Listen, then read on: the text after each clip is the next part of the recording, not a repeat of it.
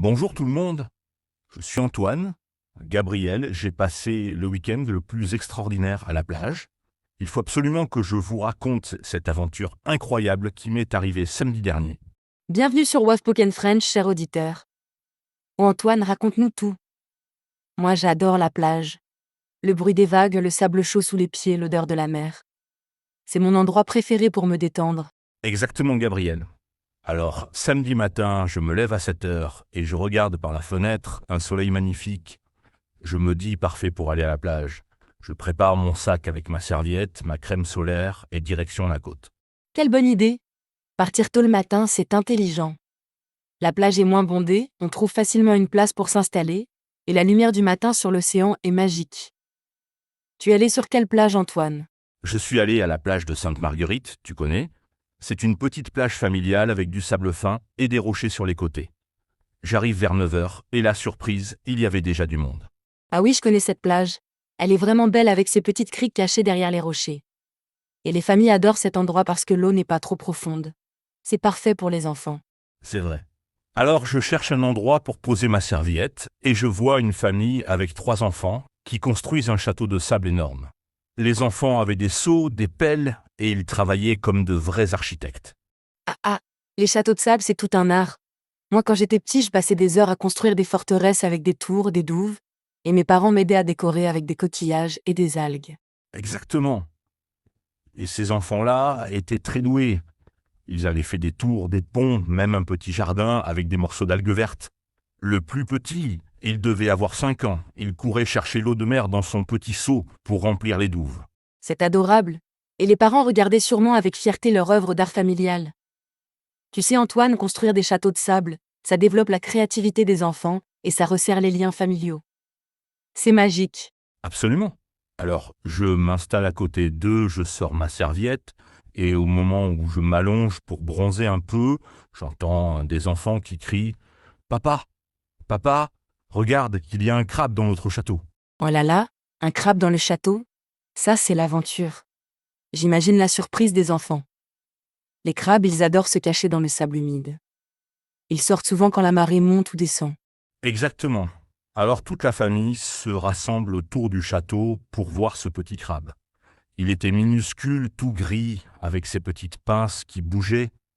Les enfants étaient fascinés, mais un peu apeurés aussi. Je comprends leur réaction. Les crabes, c'est impressionnant quand on est petit. Ces petites pinces, cette façon de marcher de côté. Mais en réalité, les petits crabes de plage sont inoffensifs. Ils sont même très utiles pour nettoyer la plage. Le papa a expliqué exactement ça aux enfants. Il leur a dit « Regardez, ce petit crabe nettoie notre plage.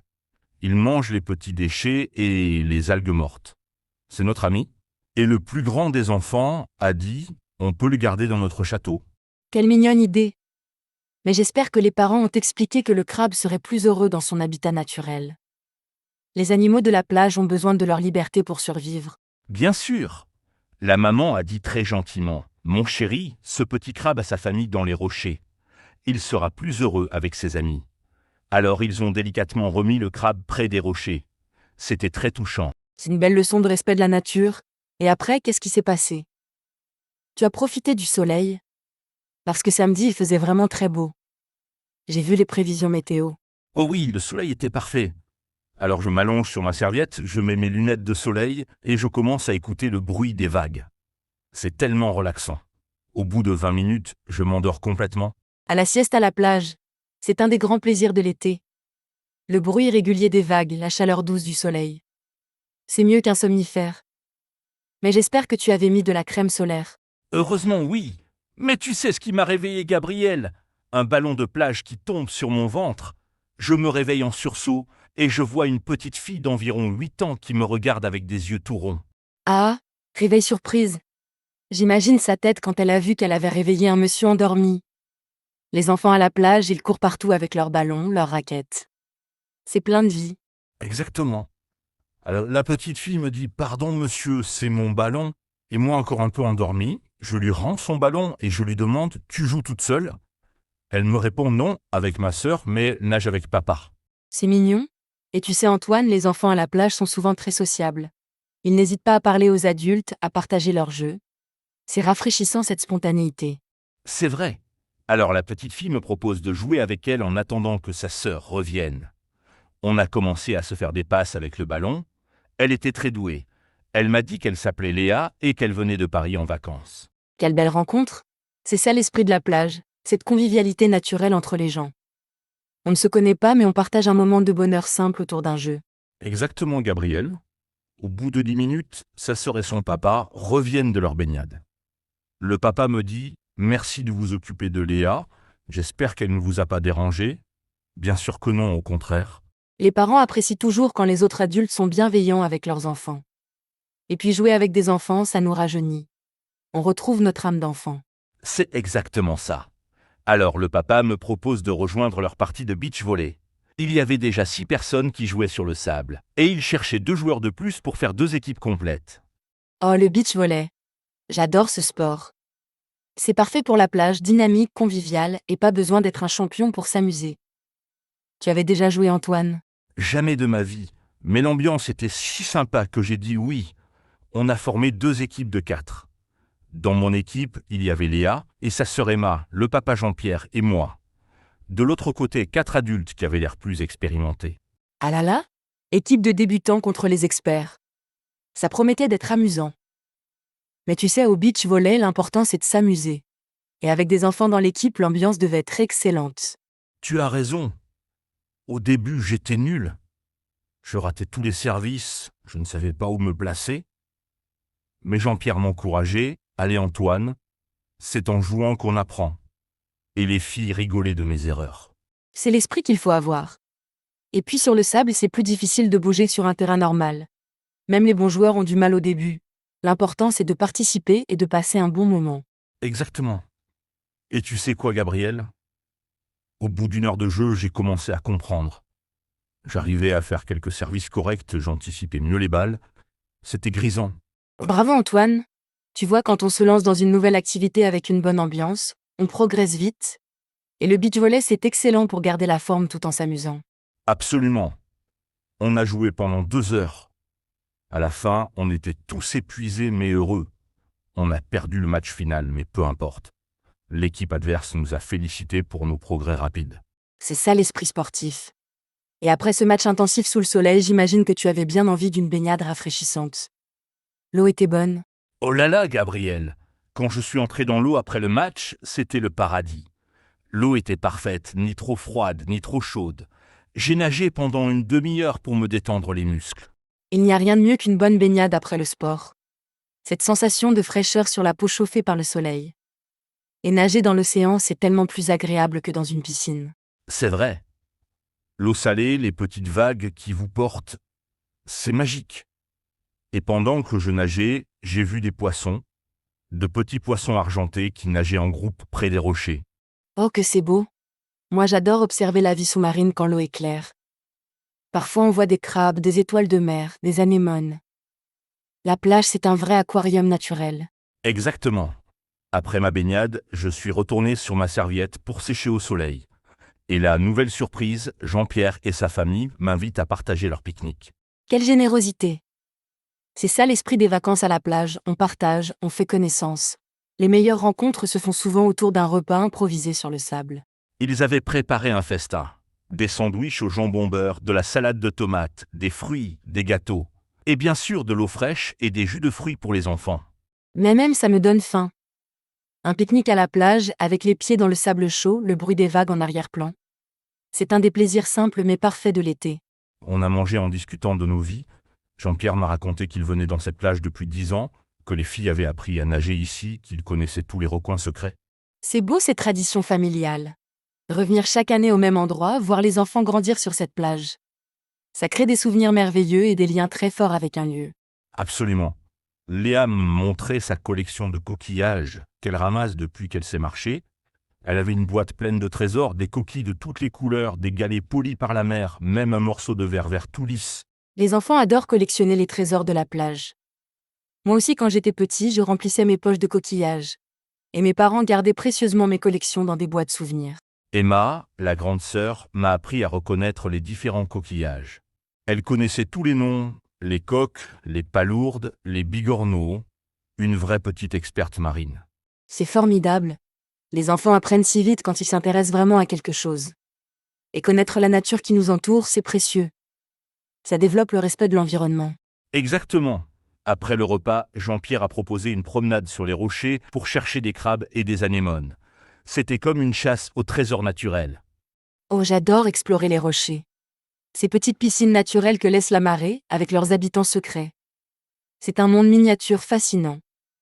Et les enfants sont toujours émerveillés par ces découvertes. On a trouvé des petites crevettes transparentes, des anémones vertes qui se ferment quand on les touche, et même une étoile de mer orange. Les filles poussaient des cris de joie à chaque découverte. Quelle chance! Une étoile de mer, c'est rare de si près. Et ces anémones qui se contractent au toucher, c'est magique pour les enfants. Ils découvrent que la nature est vivante et réactive. Jean-Pierre expliquait tout très patiemment. Il leur apprenait à regarder sans déranger les animaux, à remettre délicatement les pierres en place après avoir regardé dessous. Une vraie leçon d'écologie. C'est exactement l'attitude à avoir. Profiter de la nature tout en la respectant. Ces leçons apprises dans l'enfance marquent pour la vie. Ces petites filles deviendront sûrement des adultes respectueuses de l'environnement. Après cette exploration, on est revenu sur nos serviettes pour la sieste de l'après-midi. Mais moi, je n'arrivais pas à dormir. J'étais trop heureux de cette journée magique. Je comprends, Antoine. Quand on vit une belle journée comme ça, on a envie de profiter de chaque instant. Et puis avec toute cette activité physique et ce grand air, tu devais te sentir en pleine forme. Exactement. Alors j'ai décidé de faire une longue promenade sur la plage. Je me suis dirigé vers la partie plus sauvage, là où il y a moins de monde. Et quelle découverte j'ai faite. Oh là là, qu'est-ce que tu as trouvé? Une crique secrète? Des dauphins? Raconte-nous vite, Antoine. J'ai découvert une petite école de surf. Il y avait un moniteur avec 6 élèves qui apprenaient à surfer sur de petites vagues. Ils avaient l'air de bien s'amuser, même s'ils tombaient souvent. Le surf, quel sport magnifique. Cette sensation de glisser sur les vagues, de faire corps avec l'océan. Moi, j'ai toujours rêvé d'apprendre, mais je n'ai jamais osé franchir le pas. Comme moi, Gabriel. Mais en voyant ces débutants qui arrivaient, je me suis dit pourquoi pas moi. Le moniteur m'a vu regarder et il m'a proposé un cours d'initiation gratuit. Waouh, quelle chance. Et tu as accepté? Dis-moi que tu as essayé, Antoine. Le surf, c'est le rêve de beaucoup de monde. J'ai hésité 2 secondes. Et puis je me suis dit cette journée est magique, continuons l'aventure. J'ai dit oui. Le moniteur m'a donné une combinaison et une planche de débutant. Bravo, Antoine. Tu as eu raison de saisir cette opportunité. Alors, raconte-nous. Comment ça s'est passé? Tu as réussi à te lever sur la planche. Au début, Gabriel, c'était un désastre. Je tombais avant même que la vague arrive. Le moniteur me disait « Détendez-vous, Antoine. La planche doit devenir votre amie. » Plus facile à dire qu'à faire. Ah, je peux imaginer. L'équilibre sur une planche qui bouge dans l'eau salée avec les vagues qui poussent. Ça doit être très déstabilisant au début. Mais tu as persévéré. Bien sûr. Après une demi-heure d'échecs répétés, j'ai commencé à comprendre. Il fallait sentir la vague, anticiper son mouvement, faire confiance à la planche. Et soudain, miracle, je suis resté debout pendant 5 secondes. 5 secondes debout sur une planche de surf? C'est fantastique pour une première fois. Tu as dû ressentir une sensation incroyable. Cette impression de voler au-dessus de l'eau. Gabriel, je ne peux pas te décrire cette sensation. C'était comme si je dansais avec l'océan. Pendant ces 5 secondes, j'ai compris pourquoi les surfeurs sont si passionnés par leur sport. C'est magique, Antoine. Et tu as continué? Tu as réussi d'autres vagues? J'ai essayé encore une dizaine de fois. J'ai réussi à tenir debout 3 autres fois, dont une fois pendant presque 10 secondes. Le moniteur était très fier de moi. Il m'a dit que j'avais des dispositions naturelles. Quel compliment! Tu as découvert un talent caché. Et maintenant tu as envie de continuer le surf, de prendre des cours réguliers. Absolument, Gabriel. Je me suis inscrit pour un stage de surf la semaine prochaine. Cette journée à la plage a changé ma vie. J'ai découvert de nouvelles passions, rencontré des gens formidables. C'est une histoire magnifique, Antoine. Une simple journée à la plage qui devient une aventure extraordinaire. Tu vois, quand on est ouvert aux rencontres et aux nouvelles expériences, la vie nous offre des cadeaux merveilleux. Exactement. Et tu sais ce qui a été le plus beau, Gabriel? C'est que cette famille m'a adopté pour la journée. Quand on s'est quitté le soir, Jean-Pierre m'a dit « Antoine, vous faites partie de notre bande maintenant. L'année prochaine, même plage, même heure. » Que c'est touchant. Tu as trouvé une famille de cœur le temps d'une journée. Et je suis sûre que vous allez garder le contact. Les amitiés qui naissent à la plage sont souvent très sincères. On a échangé nos numéros de téléphone. Et devine quoi? Léa m'a donné un de ses plus beaux coquillages en souvenir. Je l'ai précieusement gardé sur ma table de nuit. C'est adorable. Un cadeau fait avec le cœur d'une enfant, ça n'a pas de prix. Ce petit coquillage te rappellera toujours cette journée magique et cette belle rencontre. Alors, cher auditeur, si vous cherchez l'aventure, n'allez pas forcément à l'autre bout du monde. Parfois, les plus belles découvertes nous attendent tout près, sur une simple plage de notre région. Excellente conclusion, Antoine. La plage, c'est un terrain de jeu infini pour qui sait regarder sport, nature, rencontres, détente. Il y en a pour tous les goûts et tous les âges. Et surtout, n'ayez pas peur d'essayer de nouvelles choses. Grâce à cette journée, j'ai découvert le beach volley, le surf, et j'ai rencontré des personnes merveilleuses. Tout ça en restant ouvert aux opportunités. Merci Antoine pour ce récit inspirant, et merci à tous nos auditeurs de War Spoken French. J'espère que cette histoire vous donnera envie de vivre vos propres aventures à la plage. Merci Gabriel. Et vous, cher auditeur, racontez-nous vos souvenirs de plage. Quelles ont été vos plus belles découvertes au bord de mer? À très bientôt.